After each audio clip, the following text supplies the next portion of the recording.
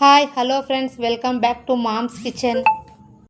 ఈరోజు మార్నింగ్ దేవునికి నైవేద్యంగా చేసిన పూర్ణం కజ్జికాయలు ఏ విధంగా చేశానో చేసి చూపిస్తున్నాను.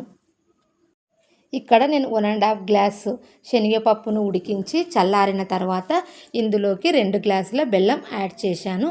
బెల్లం యాడ్ చేసుకున్న తర్వాత ఒక్కసారి బెల్లం శనగపప్పు మొత్తం కలిసే విధంగా కలుపుకోవాలి. ఇప్పుడు కొద్దిగా మిక్సీ జారులోకి తీసుకుంటూ మెత్తగా గ్రైండ్ చేసుకోవాలి. గ్రైండ్ చేసేటప్పుడే ఇందులో కొంచెం శొంఠి, ఇలాచి, సోంపు వేసుకోవాలి.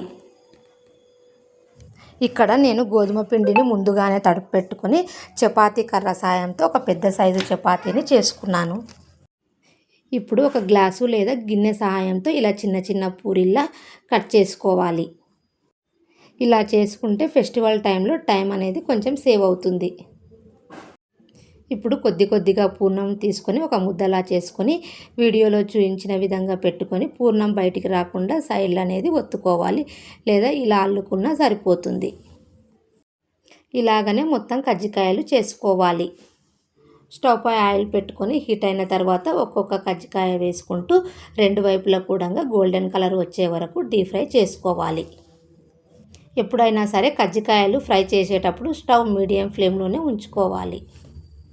మీరు పండగ స్పెషల్గా ఏం చేసుకున్నారో కామెంట్ బాక్స్లో కామెంట్ చేయండి. Thanks for watching. Please subscribe.